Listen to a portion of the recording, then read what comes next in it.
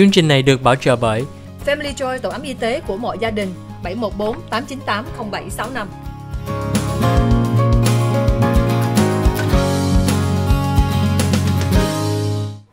Hi, welcome to the OC Health and Education Show on Little Saigon TV.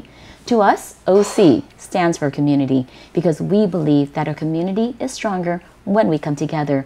As you know, this is a bilingual English and Vietnamese program dedicated to educating, empowering, and inspiring our community. And in the month of May, it's an Asian Pacific Islander Heritage Month. We have Tammy Tran here to talk about all the great things that Southern California Edison does for our community. So we hope to have more opportunities to learn about Tammy and all the great work she does in the community. Julie kính chào quý vị khán giả của Little Saigon TV trong chương trình Kiến thức, y khoa, gia đình và xã hội. Chương trình OC Health and Education là chương trình song ngữ.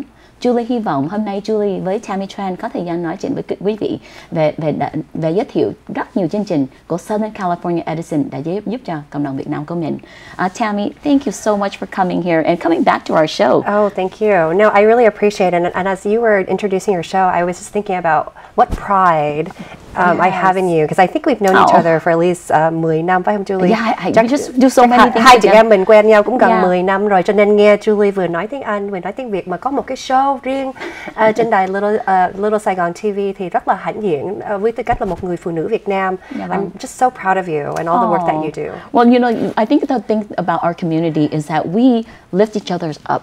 You know, so I think as women and Vietnamese Americans, I love that we have a kind of a sisterhood, that we see each other and we see all the greatness in each other, and we are willing to say, you know, I'm proud of you. You know, and you know, Tammy, the same thing with you. I admire you for being such a great mother, because being a community leader and balancing motherhood is such a very difficult time, right? You know, last week I had a friend come on the show, and he's like, it's not about just, you know, mental health month or Asian Pacific month. It's Mother's Month. It definitely is. I think I always think about my mom, right? Tại vì ai cũng có một người mẹ Việt Nam, phải không? Rồi sang qua Mỹ đâu phải là một cái chuyện đơn giản hoặc là dễ để mà nuôi dưỡng những con gái Việt Nam ở trên sở trường của Mỹ. But I'm definitely very fortunate to be able to not only be a mom of 2 kids that are hopefully going to be bilingual, just like we are, but also be able to work and represent a company like Southern California Edison. I feel very fortunate to have worked in government and now work for a private sector company, but that's very much rooted in public service. Chúng tôi rất là hãnh diện được làm cho công ty điện Southern California Edison. Tuy là cá nhân thiện tâm không phải là một người kỹ sư điện, nhưng rất là phải nói là công ty Southern California Edison lúc nào cũng làm việc để càng ngày càng cải tiến cái cách mình phục vụ cho khách, cũng như để đóng góp cho cái sự mà lành mạnh và cái sức khỏe của cộng đồng Việt Nam của chúng ta nói riêng và cộng đồng của Southern California nói chung. Tại vì Julie thấy đó là lúc mà Southern California làm việc trong cộng đồng á, luôn có make sure có cái cái information về tiếng Việt Nam, có người Việt Nam đại diện rất là quan trọng. We always say representation matters. You know, so I just again want to say thank you, to Southern California Edison and for you for making sure that they respect and acknowledge the needs of the community, but also to provide in-language support and just familiar faces. You know, when you and I see each other in the community and we see more people and more leaders and AAPI leaders in the community, you know, we have that bond and that connection where we can help and support each other. You know, saving and preserving the language is so important. I think this show to me, and being part of the VLE, which is a Vietnamese English language immersion, to make sure that our kids are bilingual, and even if they're not, at least they can still watch a show like this. So lúc mình có cái show giống như hôm nay là mình nói tiếng Anh với tiếng Việt Nam. Có thể tại Julie cũng sinh ở Việt Nam, nhỏ lớn lên đâu có nói tiếng Việt đâu. And then lúc mà 30 tuổi mất mẹ, lúc đó Julie mới làm việc từ thiện. So mình phải ráng nói tiếng Việt. How Julie mở phòng mạch về speech therapy, về âm ngữ trị liệu. Có rất nhiều bệnh nhân Việt Nam thì mình cũng ráng nói, and then mình ráng nói, mình dặn nói chút. thì cái tiếng Việt Nam của mình nó cũng a little bit better, phải không chị? Yeah, mình phải dùng cái tiếng Việt. Nhưng nói thật sự ra thiện tâm, that's my Vietnamese name, is thiện tâm. You know, I didn't really learn the Vietnamese language until I worked for a Latino legislator here in Orange County. You know, the then State Senator Lou Correa, now Congressman Lou Correa. I had to translate for him, and I had to learn very quickly how to do that in order to keep my job. So I think it's so important, and I think at Southern California Edison, you know, our employees, we have 13,000 employees across Southern California, and I'm really proud that our employees represent our customers. It represents the diversity of our community. Tại Southern California Edison thì nhân viên là khoảng 13.000 người, và trong cái số đó thì còn rất là đông người Việt Nam, rất đông người gốc Á Châu. Và cái sự mà giống như Julie nói là mình phải biết phục vụ cho khách, thì mình phải biết nói cái tiếng mẹ đẻ của những vị khách đó. Dạ vâng. Mà cũng phải hiểu về cái culture, right? Cái văn hóa của người Việt Nam. It's very important. Tại mình cũng biết là sometimes Edison tới nhà hay gì gõ cửa thì mình cũng hơi, như Việt Nam mình cứ hơi nhát, không có muốn mở cửa. But if you understand the culture, you can serve the community so much better. Absolutely, and I think that's important in the workplace. It's important how we serve, how we respond to customer needs. Tại Southern California Edison có rất là nhiều nhân viên, và phải nói là họ là những người tranh đấu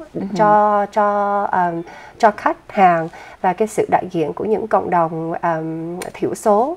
Thì khi mà chúng ta nói tới những cái chương trình mà phúc lợi, những cái chương trình để tiết kiệm điện, hoặc là những cái chương trình giúp cho những người đang gặp khó khăn, thì mình phải có những cái tài liệu bằng tiếng Việt, bằng tiếng Mễ, bằng nhiều cái tiếng khác nhau để giúp cho những người đó. Mà không chỉ những tài liệu thôi, tại vì nhiều người không có thời gian để đọc qua những cái tài liệu đó, thì mình cũng phải có cách để họ gọi điện thoại. Thì ở Southern California Edison cũng có nhiều nhân viên sẵn sàng trả lời những cái điện thoại, những cái cú điện thoại của những người khách hàng mà họ đang gặp khó khăn.